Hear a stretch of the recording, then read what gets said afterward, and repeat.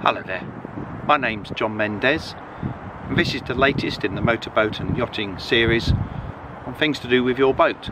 This one's about equipping your boat for the Med.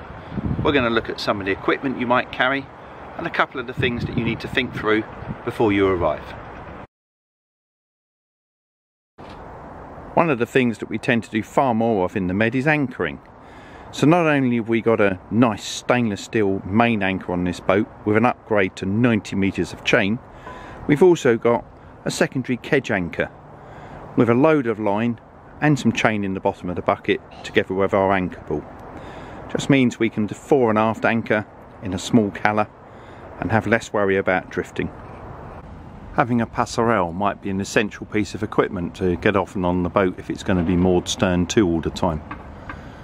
And you might need to add additional fenders because you'll probably be jammed between two boats if you are moored stern to. So having at least 8 and maybe a ball for the back is a very sensible precaution.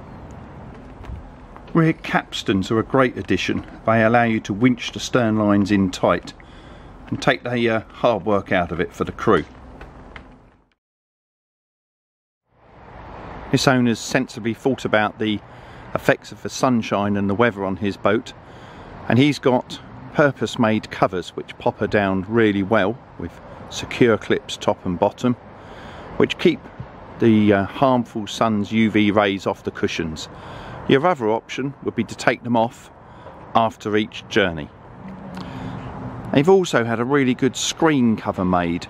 This is one of those clever ones which allows you to see out from the inside, and it's quite a thick netted material which keeps the heat out.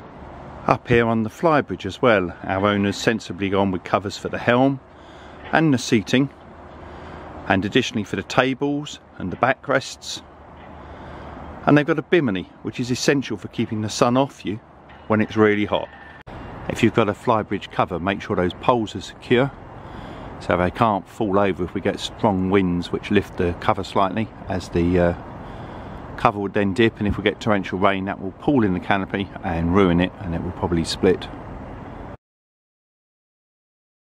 Down here in our engine room we want to make sure that the coolers have been fully cleaned and that the piping has not got any build-up of growth inside it, and that the water filters are man enough and are kept scrupulously clean because the water is much warmer to start with. Here on this boat, our exhaust elbow and where the water is injected is just where my hand is, and either using your hand very gently touch this pipe when the engines are running, or using an infrared thermometer, you really want to find that there's only a 10-degree increase in temperature between the water coming in through the seacocks and the outlet pipe here. More than that would suggest that there's a problem with flow and needs to be investigated.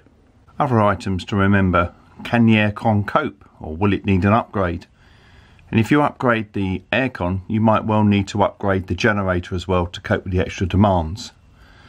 Keeping the blinds closed in the boat and the curtains drawn makes a huge difference to the heat inside, and hence the deterioration. The screen cover very effectively removes the heat of the sun whilst still allowing a reasonable view out and the light.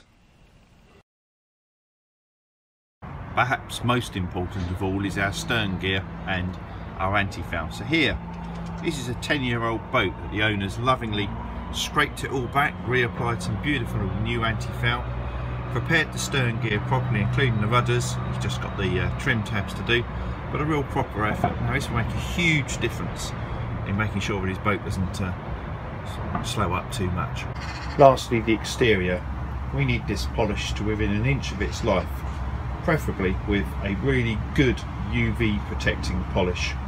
All the stainless, all the windows, all the GRP, and any materials that you're leaving exposed need proofing as well. This will make a massive difference because the sun is so damaging.